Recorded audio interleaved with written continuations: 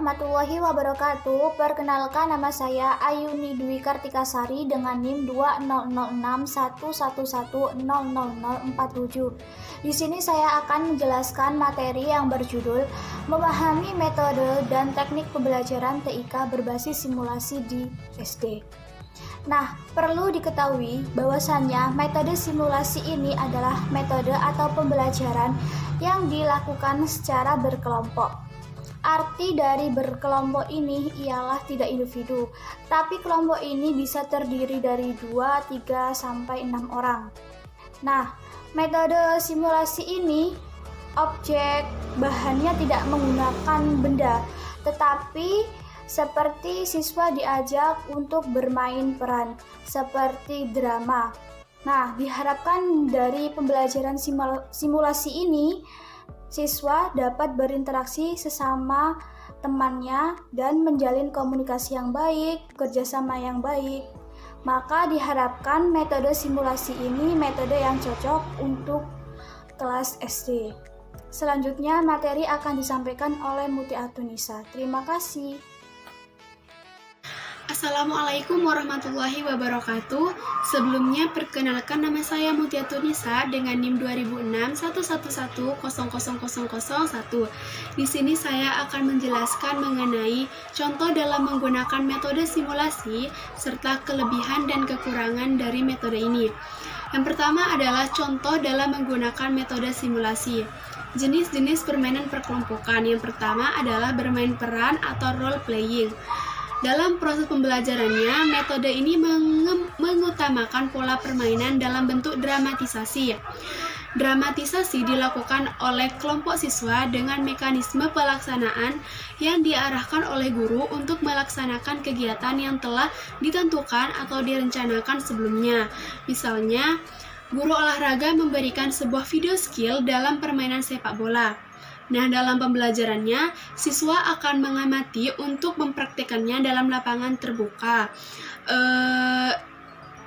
Mereka akan belajar cara mengirim bola, mengontrol bola, menendang bola, dan lain sebagainya. Jika mereka sudah melihat dan mendengarkan, mereka akan lebih cepat untuk mempraktikkannya. Yang kedua adalah latihan simulasi. Latihan simulasi merupakan suatu metode pembelajaran di mana memberikan penyajian tentang situasi nyata yang dapat dikontrol. Siswa berhak untuk melakukan manipulasi terhadap situasi untuk meningkatkan pemahaman siswa terhadap situasi tersebut secara lebih baik. Simulasi ini meliputi simulasi dengan menggunakan audiovisual dan menggunakan live simulasi. Dan yang terakhir adalah simulasi game atau permainan simulasi. Yang kedua adalah kelebihan metode simulasi. Kelebihan metode simulasi meliputi yang pertama, menciptakan kegairahan peserta didik, memupuk daya cipta peserta didik, memupuk keberanian dan kemantapan penampilan peserta didik di depan orang banyak. Yang keempat, peserta didik memiliki kesempatan untuk mengeluarkan perasaan yang terpendam sehingga mendapat kepuasan, kesegaran, serta kesehatan jiwa.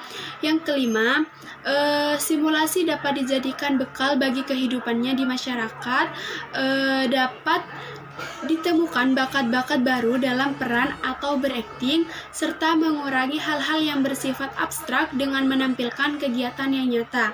Sedangkan kelemahan dari metode simulasi ini adalah yang pertama, memerlukan pengelompokan peserta didik yang fleksibel, serta ruang dan fasilitas yang tidak selalu tersedia dengan baik. Yang kedua adalah pengalaman yang disimulasikan tidak selalu tepat dan sempurna dengan kegiatan yang ada di lapangan. Dan yang ketiga, simulasi sebagai alat pelajaran yang kadang terabaikan menjadi alat hiburan. Dan yang terakhir adalah rasa malu, ragu, dan rasa tidak percaya diri akan mengakibatkan kegiatan simulasi tidak berjalan atau terhambat. Sekian penjelasan mengenai contoh dalam menggunakan metode simulasi serta kelebihan dan kekurangan dari metode ini. Kurang lebihnya saya mohon maaf. Sekian dari saya. Wassalamualaikum warahmatullahi wabarakatuh.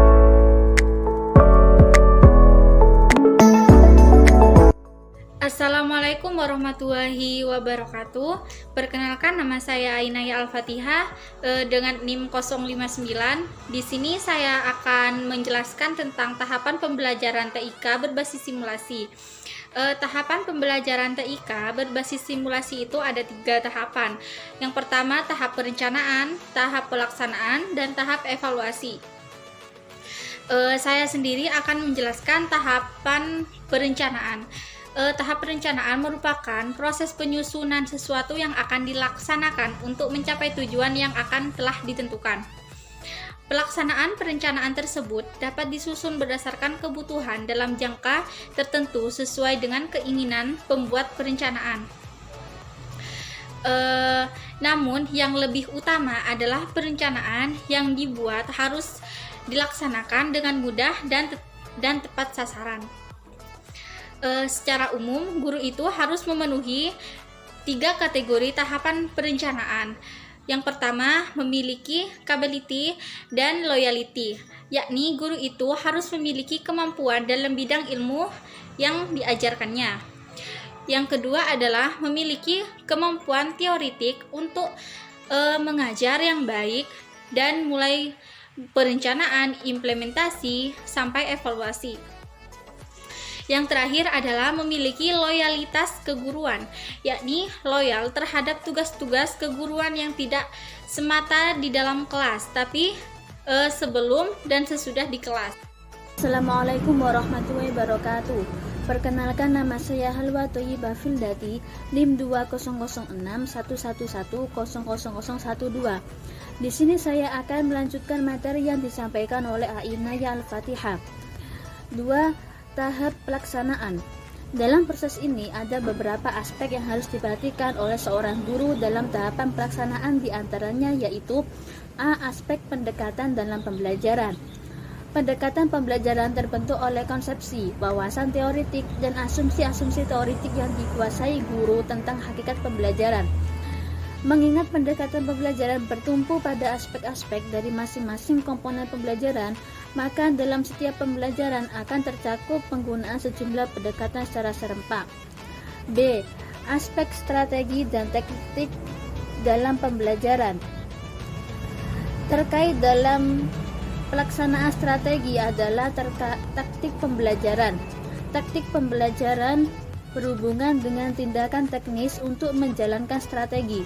Untuk melaksanakan strategi diperlukan kiat-kiat teknis agar nilai strategis setiap aktivitas yang dilakukan guru murid di kelas dapat terrealisasi. Kiat-kiat teknis tertentu terbentuk dalam tindakan prosedural. Kiat teknis prosedural dari setiap aktivitas guru murid di kelas tersebut dinamakan taktik pembelajaran. Dengan perkataan lain, taktik pembelajaran adalah kiat-kiat teknis yang bersifat prosedural dari suatu tindakan guru dan siswa dalam pembelajaran aktual di kelas. C. Aspek metode dan teknik dalam pembelajaran. Cara-cara interaksi guru murid atau murid dengan lingkungan belajarnya tersebut lazimnya dinamakan metode. Metode merupakan bagian dari sejumlah tindakan strategis yang menyangkut tentang cara bagaimana interaksi pembelajaran dilakukan. Metode dilihat dari fungsinya merupakan seperangkat cara untuk melakukan aktivitas pembelajaran. Ada beberapa cara dalam melakukan aktivitas pelaksana pembelajaran, misalnya dengan berceramah, berdiskusi, bekerja kelompok, bersimulasi, dan lain-lain. 3. Tahap evaluasi. Tahap evaluasi merupakan suatu kegiatan untuk mengukur perubahan perilaku yang telah terjadi. Pada umumnya, hasil belajar akan memberikan pengaruh dalam 2 bentuk. Pada tahap ini, kegiatan guru adalah melakukan penilaian atas proses pembelajaran yang telah dilakukan. Dalam tahap evaluasi memiliki tahapan sebagai berikut. Yang pertama, evaluasi belajar pengetahuan. Dapat dilakukan dengan ujian tulis, lisan, dan daftar isian pertanyaan. 2. Evaluasi belajar keterampilan. dapat dilakukan dengan ujian praktek, analisis keterampilan, dan analisis tugas serta evaluasi oleh peserta didik sendiri. 3. Evaluasi belajar sikap dapat dilakukan dengan daftar sikap isian dari diri sendiri. Daftar isian sikap yang disesuaikan dengan tujuan program dan skala diferensial sematik atau yang disebut dengan SDS. Assalamualaikum warahmatullahi wabarakatuh. Perkenalkan, saya Dwi Irmayanti dengan NIM 20061110050. Nah, di sini saya akan menjelaskan subbab yang ketiga, yaitu contoh media yang digunakan dalam pembelajaran TIK berbasis simulasi pada sekolah dasar. Nah, yang pertama saya akan fokus ke kelas rendah terlebih dahulu. Kelas rendah ini meliputi kelas 1, kelas 2 hingga kelas 3 SD.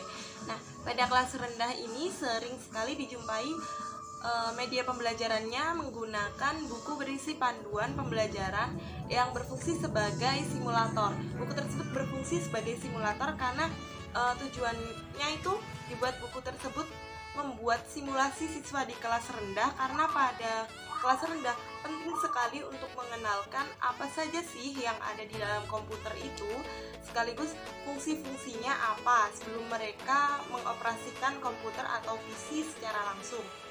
Nah, bisa dilihat pada PPT. Yang pertama yaitu kita bisa mengenalkan perangkat keras komputer yang sering mereka lihat. Contohnya yang sangat mendasar sekali yaitu mouse, kemudian fungsinya mouse untuk apa, kemudian ada layar monitor dan juga keyboard. Nah, pada slide selanjutnya bisa dilihat yang kedua itu tahap mengaktifkan dan menonaktifkan komputer atau PC. Nah, di situ siswa harus mengenal mana sih yang disebut dengan tombol power. Bisa dilihat pada PPT, tombol yang di zoom itu adalah tombol power. Nah, fungsi tombol power sendiri yaitu untuk mengaktifkan komputer atau PC. Kemudian bagaimana cara menonaktifkan komputer dan PC bisa dilihat pada PPT juga. Di situ tertera pada gambar ada jendela Windows, kemudian ada icon shutdown. Di situ kita klik shutdown, maka komputer atau PC akan nonaktif dengan sendirinya. Nah, kemudian ada di slide selanjutnya kita harus memperkenalkan bagaimana cara mengetik di komputer, bagaimana cara menggambar dan juga mewarnai di komputer. Pasti anak-anak sangat antusias. Pada poin ketiga yaitu kita harus mengenalkan tools atau alat pada dasar alat yang dasar sekali pada Microsoft Word berserta fungsinya. Nah, bisa dilihat simbol B yang dicetak tebal itu namanya adalah tools bold. Bold itu fungsinya untuk menebalkan huruf. Kemudian ada yang bercetak miring, itu nama ikonnya italic. Italic fungsinya untuk mencetak miring tulisan. Ada cara kita untuk memilih font. Nanti anak pasti bertanya, bagaimana cara memilih font yang tepat dan lain sebagainya. Itu kita akan menjelaskan pada fungsi-fungsi tools yang sangat mendasar pada Microsoft Word untuk anak yang pada kelas rendah. Kemudian yang keempat, mengenalkan tools pada Microsoft Paint. Pada Microsoft Paint ini mereka akan sangat antusias karena mereka bisa mengekspresikan kreativitas mereka melalui menggambar dan juga mewarnai. Mereka bisa kita kenalkan tools-tools yang ada pada PPT berikut ini. Nah, di situ ada eraser. Eraser fungsinya untuk menghapus. Nah, itu kita semuanya kita kenalkan pada mereka sebelum mereka mengoperasikan komputer secara langsung. Biasanya media simulasi ini dijadikan solusi untuk sekolah-sekolah yang memang sarana prasarananya masih sangat terbatas sehingga diprioritaskan untuk siswa yang kelas tinggi. Dan juga belum memungkinkannya siswa kelas rendah untuk diajak langsung ke lab komputer karena nanti bisa jadi mereka akan berebut dan lain sebagainya. Itu bisa kita jelaskan kepada anak-anak melalui media pembelajaran berbasis simulasi ini. Nah, sekian penjelasan dari saya. Selebihnya akan dilanjutkan oleh rekan saya, Feby Dinda Utari. Sekian dari saya, terima kasih. Wassalamualaikum warahmatullahi wabarakatuh. Perkenalkan, nama saya Feby Dinda Utari dengan NIM 200611100049. Di sini saya menjelaskan materi yang telah disampaikan oleh Mbak Dwi Irmayanti mengenai media simulasi pembelajaran TIK di SD. Yang telah disampaikan oleh Mbak Dwi Irmayanti adalah kelas rendah, dan di sini saya akan menyampaikan media pembelajaran di kelas tinggi. Kelas tinggi di sini adalah kelas 4, 5, dan 6. Untuk media di kelas tinggi ini sedikit berbeda dengan kelas rendah. Mengapa demikian? Karena di kelas tinggi sudah bisa memahami, sudah bisa mengerti lebih jauh lagi mengenai pembelajaran TIK, karena di kelas rendah mereka sudah mendapatkan bekal, sudah mendapatkan dasar dari guru-gurunya. Nah, apa sih medianya? Menurut kelompok kami, menggunakan LCD proyektor dalam proses presentasi di kelas merupakan suatu media simulasi pembelajaran TIK di SD yang cukup efektif. Mengapa demikian? Karena dalam menjelaskan materi melalui LCD proyektor ini tidak hanya dilakukan pada pembelajaran TIK saja, bisa saja mata pelajaran yang lainnya, yaitu bisa IPA atau matematika. Nah, mungkin sekarang kan menggunakan tema. Itu bisa tema yang berhubungan dengan alam ataupun sosial, bisa menggunakan presentasi menggunakan LCD proyektor. Nah, mengapa itu termasuk media simulasi pembelajaran TIK di SD? Karena secara tidak langsung anak itu mempelajari bagaimana sih cara sebuah LCD proyektor itu menampilkan sebuah gambar yang diterima dari komputer atau PC itu, lalu muncul di depan mereka karena adanya LCD proyektor. Itu merupakan media pembelajaran simulasi yang cukup efektif menurut kelompok kami. Nah, di sini kita juga menyampaikan bagaimana sih cara-caranya untuk melakukan presentasi seperti itu. Yang pertama adalah menyampaikan tujuan pembelajaran yang akan dicapai. Jadi guru menjelaskan mengapa kita harus menggunakan media yang seperti ini, mengapa pembelajaran harus seperti ini, karena itu dirasa cukup efektif dan membuat anak itu menarik. Dan biasanya kan pembelajaran hanya dilakukan secara monoton, mendengarkan guru, melihat ke depan, tetapi ini berupa gambar yang benar-benar nyata, yang jarang, mungkin dikatakan pada saat ini tuh masih jarang anak SD yang melakukan presentasi menggunakan komputer, tapi tidak semuanya seperti itu. Ada beberapa SD yang mungkin sudah cukup canggih melakukan media presentasi yang seperti itu. Yang kedua adalah menyiapkan alat yang akan digunakan. Tentu saja harus ada laptop atau PC, proyektor, dan juga LCD untuk menampilkan hasil keluaran gambar yang dihasilkan oleh laptop itu sendiri. Yang ketiga adalah menampilkan video simulasi materi pembelajaran. Di situ anak supaya tidak bosan bagaimana, yaitu menampilkan sebuah video simulasi di dalam proyektor itu. Lalu keempat, setelah siswa mengamati, setelah siswa mempelajari, yang keempat adalah siswa mempraktekkan simulasi yang telah ditayangkan dan menanyakan materi yang belum dipahami. Nah, setelah anak memahami, setelah anak mempelajari, maka muncul beberapa pertanyaan yang akan dilontarkan kepada anak, kepada gurunya. Bu, kenapa seperti ini? Bu, mengapa? Nah, itu merupakan suatu pembelajaran yang cukup efektif. Lalu yang selanjutnya, tentu guru menjawab pertanyaan yang belum dipahami siswa secara lisan. Jadi secara langsung guru ini seperti melakukan presentasi, yaitu guru tentu menjadi pemateri dan siswanya itu sebagai audiens. Lalu selanjutnya, siswa melanjutkan praktek sesuai dengan yang telah disimulasikan.